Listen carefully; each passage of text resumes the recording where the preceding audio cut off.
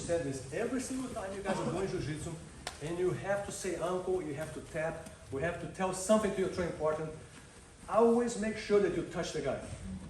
Always touch the guy. Make sure he knows. And you can tap, sometimes you can go with a leg, tap on him. Do never, ever, ever allow somebody to say, you know what, I didn't hear, I didn't hear you tap, or I didn't hear, or I didn't feel you tapping. Stay on the mat all the time. Tap on the guy every time. So make sure that you guys doing jiu-jitsu, you always have a hand close to the guy. Always close to the guy. So that means somebody's gonna tap you, you see that the check makes you wanna start, don't leave your hands out. You bring your hand right away, pretty soon you tap the guy right there. If you just touch him, make sure that your hands are always close to the guy. Premeditate this, so that way your hands never busy someone else, or your feet somewhere else, and the guy can say, man, I didn't hear you tap, I didn't feel you tap, man, I'm sorry, I just broke your leg, man. But in 6 months you're gonna be okay, you can come back. No way. Make sure that your hands are always ready there. Every time you guys grapple against somebody, just keep your hands close to the guy. Keep your hands right down there. So avoid to get your arms too far away from the person. Avoid to give people moves where your arms are too far away from each other. So no matter what you do, so think about this. When you guys train jiu-jitsu, it's a good idea for you to think about to being like a, like a guy who has midget arms. Zebra. You kind of walk close like this. It's a good habit. It's a good habit for us to have. Because what happens is we make ourselves like a little ball, and your elbows is always close to your hips. That way you can undo things away from your hips. You can protect things. If you have this kind of habit like this, it's a good idea because that's what I want to do. If you get in a mount position, I want to make sure my elbow's in a good spot. So if my elbow's in a good spot, look how my hand's gotta be. Gotta be here. So it's a little, and if I have to defend myself, it's always here too. Now the moment that I allowed somebody to do a perfect move against me, and my arms are out, think about this, I'm building two bad habits. Now one is gonna be tapping, is gonna be away, and the other one is my hips is completely unprotected. So I was gonna have protection for my hips. If you pull me down, I go right here. Or right here, right there. Because now I can use my knees and can bring myself in. The key for you guys is to use your elbow to pop it out. So remember how to protect your hips all the time. And with protection of your hips comes the submission too. You're always there. Touch the guy's head, touch him. No, of course avoid the face, but if you guys are buddy, no big deal. But somebody don't like to be touched in the face, but after jiu-jitsu, you don't care. Smack anywhere I want, I don't care. On the head, it doesn't matter, As long as you guys are friends already on the mat, and the key is just safety. It's just learn how to be safe, pretty much. And in every situation and against every single training partner. It is a safe measurement that we take just to avoid it down the road. Somebody say, yeah man, I put a move in you, I didn't see you tap, or I didn't hear you tap, or I didn't felt you tap.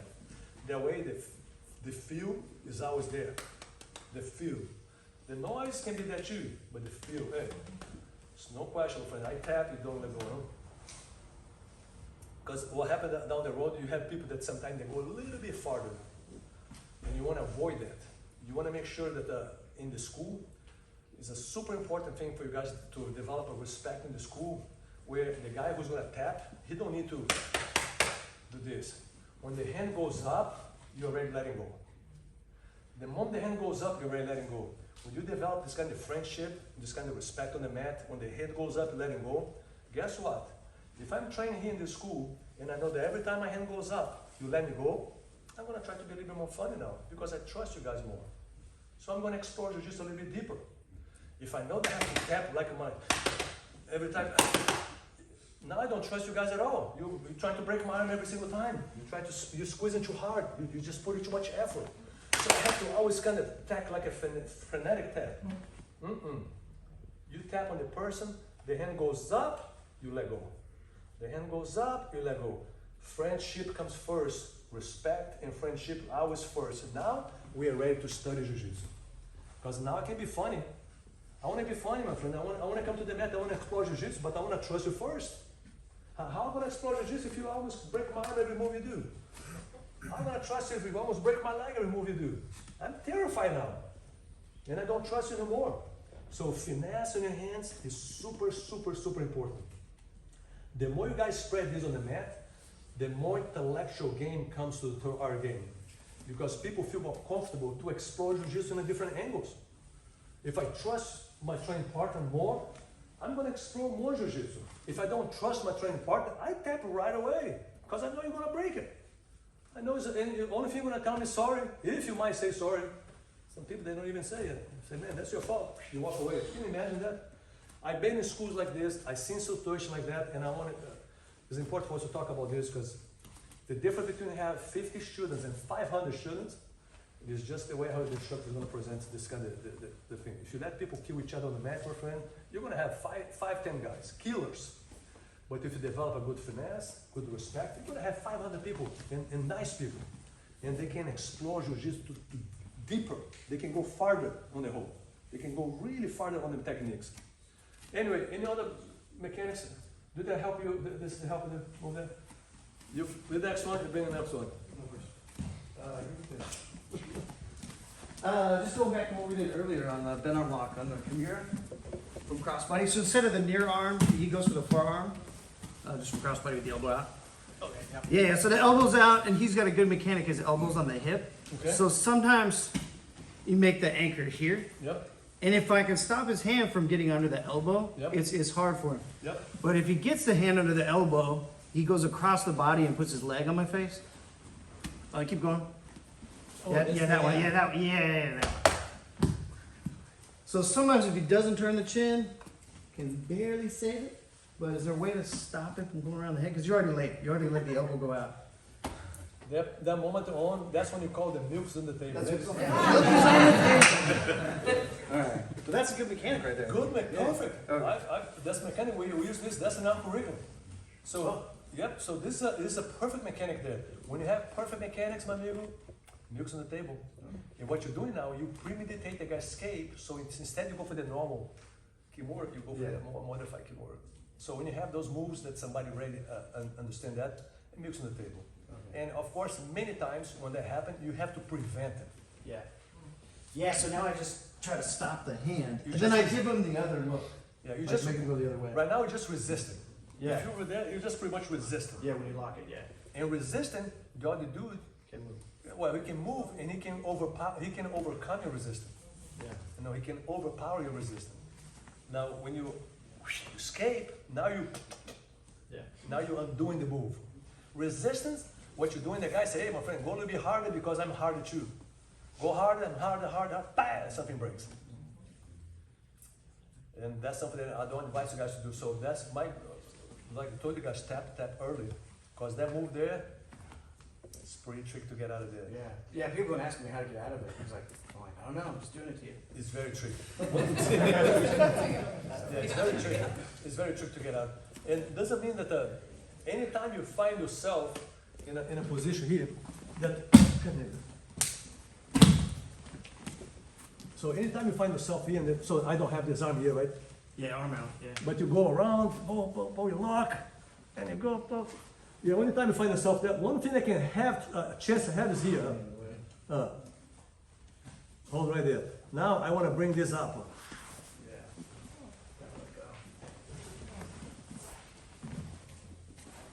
Okay? So when you see somebody, see the body is totally up there. I got nothing to do here. The only chance I have is my knee. My knee is the only thing that can possibly come close there. And what you do here, you bring the hand and you try to hold it. Now I want to try to bring this up. See if I can come in. If you stay down there, my goal is to come up. So when I come up here, instead just come up. Look at this. I use all my body mechanics to come up here. Many times on the heel, I can catch it and I can pull it towards me. And you can just.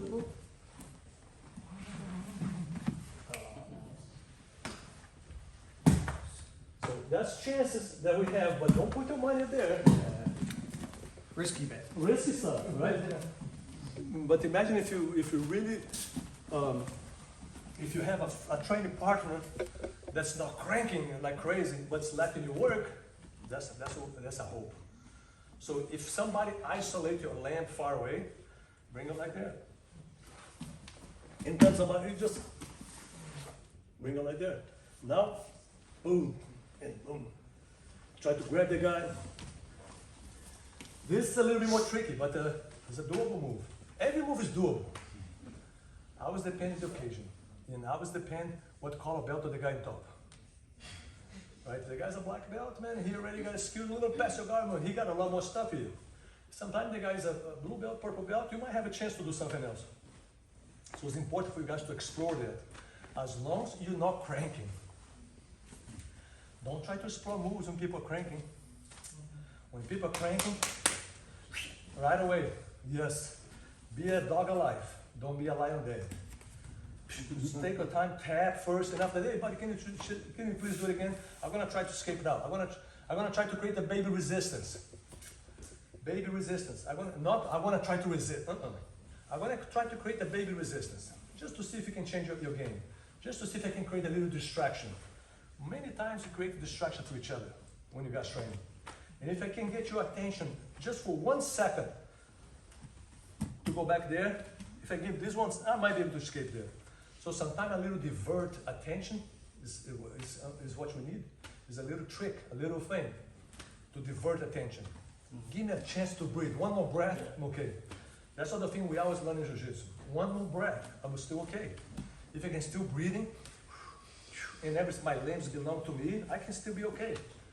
If breathing can become really hard and I'm now stuck, hey, I'm ready to tap. I'm ready to quit any second here. Make us a habit. Habit for us should be the recognized moves when they start. And if you want to resist or counter attack, it has to be from the beginning to the middle. Avoid the middle to the end. The middle to the end smells like a dead body. Every time you go to the middle to the end, it's too risky. It's too risky there. I don't want to risk myself there. But the beginning to the middle, I might be able to risk a little bit because it's still the beginning of the move. The middle to the end, too risky. It's bound to tap and go back again and try to work against the beginning to the middle. So you can intercept the moves from the beginning, not on the end. On the end, smells like a dead body, smells like a hard joint. Avoid it. Anyway, another move there. Yeah. So in the guard, when I'm, especially with Eric, he's not here, but, you know, I anchor this leg down and put the front foot here. Yeah, something like this. What are you, how are you addressing this? It's hard, huh? Yeah. Especially with somebody, like I try to turn my Super toes. tall guy. Yes. Yeah, like yes, that's a horrible move right there. And sometimes even beforehand, where like, you know, just shoulder. Yeah, I know Eric's not here, but he'll turn this. Oh, he'll go like this early. Yeah, right here. He's super tall, and He's so like the minute he clears it, he's 6 Yeah. foot leg. And so I try to go beforehand, where I'm trying to go over stuff like this, but then he straightens it out. Yep. This leg is dead, I turn my hip down. and he's, you know, Eric. Yep. See, that's a good one. This mechanic, that's so Yeah. hard to beat that one. Yeah. And after that, we will just windshield wiper it. Yeah. Yeah. This So I is, guess I'm asking before, we can pass over it the before process of, right from the beginning. yeah, right from the beginning, where he's. When you see this Yeah. guy, Yep. See, when you see him here, you know, I'm trying to turn this way, but I'm It's giving so him a hard. pass. Come here, bro. So that's a couple of tricks you don't need here. So now I know that every time that I see you, so you over there, I say that you have a good neck, so this arm is free. Yeah. I know you're gonna open my guard, Yeah. and I know that you're gonna move your hips off, and it's very hard for me to stop it. Yeah. So as long as I keep my leg crossed like this, you touch my leg. Every time you push, look how is my legs, how you beat my leg up. Yeah. So that, so important for me is this. Every time I see you touch my knee, Okay. Yeah. There's no space. I bring my knee inside. Yeah. When you push down, my foot's on the ground. Yeah. If I'm like this, you push my knee. Now look that you can. Yeah. Now it's require my see my foot there. It's almost boom. Yeah. You're gonna open it. So if I see that I have no chance, I see. Yeah. Now what you do? I bring my leg inside here, Yeah. inside of you. Because now if you try to push my leg down, you Does see not there's no angle. No. Now I can come over here and grab it. I grab it here. Now from here, I want to put the other foot right on there, very close. Yeah. I wanna bring you forward. Yeah. Gotcha. Better up here, my friend. See if that work. So the first thing to do is give him a wrong angle on your knee. This one. Yeah, now put your foot on the ground. And put your knee facing this way and your foot a little bit more forward. Right there. Now when you try to push, now go ahead, go right to close to his foot. Yep. Now you open up the foot and whoop, bring your leg up, and there you go. Got it. So you try to kill this move here. Yeah. So you see how the legs, when the legs like this, you Yeah. see this to push down. Yeah. So if I know that you push my leg down, what I do here, just, now when you try to push my leg down, I just give you a different angle. And if you do, boom, catch this leg. Is everything in Jiu-Jitsu is bait, man. We cannot believe in no black belts in Jiu-Jitsu. Yeah. Everything is bait. And everything is an occasion, everything is timing. Every move can be incredible if it's in the right time. Or every move can be horrible if you miss 1 second. So the key for us is not to speed up, is not to fight hard. The key for us is to understand how to be in the same rhythm of each other. Same rhythm. The same rhythm, you guys can go forever. When you have one guy fast, another guy slow, that's when the pain starts. The other thing I want to tell you guys, don't ever be someone on the mat that says sorry. Oh man, oh I'm sorry man, oh I'm sorry, oh I didn't hit you, sorry. Don't be the one like that. Don't be the one that, we don't need to ever say sorry. So what you do, everything that you do is very, very smooth. Like this, you can still catch the guy's elbow, push, but you're not, you're not, remember the noise I talked about you guys? You don't want to see the noise. You want to see the smoothness. Because the smoothness is deceive. The noise is easy. When somebody put energy, you put energy back. When somebody is very soft and you get soft too, now we got chance. So you should always match up energy. Always match up. And when you have to be a little bit above, just like this, don't ever try to be that much above. That little room you leave over here, this guy got a lot of room for improvement. When it's just over, he needs to go back again, and he might go too really far. Now you can catch him. So the key for you guys, for us, is to stay very close to each other, and if you want to be above somebody, be very slight above. Not too far away to give space, to get too much lead, or to make somebody frustrated and the guy go a little bit harder now. You have to go very smooth. Everything has to be very slowly and catch, methodical. You have to understand how to control skeleton. Think about the skeleton. How the skeleton moves. What the skeleton needs to move. This move right now is all about skeleton. Wait a second. Look, this is everything about skeleton. When you're in my guard here, across the legs, so if I'm like this and I put my hand over there, look how the skeleton here, look, I can push the skeleton and I can open the skeleton. I can do this with my arm, or I can come here and I can do this with my body. That's be my arm. That's my body. So you feel, but it's hard to see, right? So think about this. If I put something over there and I use my hips, now I can use my hips sideways against this leg. I can use my hips back. Look at this. That's back. So that's no longer my arm. This will be my arm here. That's my arm working. That's my body working. So when you understand the skeleton, you just start to anticipate my moves. And you have to change angles. So if you know that my leg is going to go, if you see I'm like this, and you're going to push this is going to go down, I open up, your hand's there, I open up, and I create an angle. When you push down, it doesn't go. But you're still committed to that, that's time for you to counterattack. It's easy to say, hard to do it. The key for us is to allow those situations, allow all those moves from happening in our knowledge. And the best way for you to let it happen is to come to the mat and be playful. If I can pair up with you and I feel that you're playful, I'm going to be playful too. So what's going to make was our techniques going to talk to each other. So it's going to be our techniques that's going to be talked about. You're going to talk, we're going to talk. Techniques. If you think about muscle, you're going to be trying to overpower me. You're going to be trying to overwhelm it with muscle. That's work in the beginning, but it's no good for longevity. The key for us is to have a conversation with clean techniques. Clean, smooth techniques. Now we both spoiled. When you get spoiled in Jiu-Jitsu, man, you never go back for the muscle. If you're not spoiled for Jiu-Jitsu with techniques, you're always gonna use muscle. And that's not a good idea, man. So counterproductive. Because somebody can come in and use clean technique and voila, man, my move doesn't work. You guys ever felt that before? Training against somebody very technical and every move's like, God, man, you always anticipate me, man, everything. That's how you wanna be. You wanna anticipate moves, you wanna be playful, let it go, then let somebody go. Remember the bird that's just make the noise? You just wanna glide. Take your time and start gliding. And do not be shy about this. Don't be shy. Use this as much as you can, especially in your own school.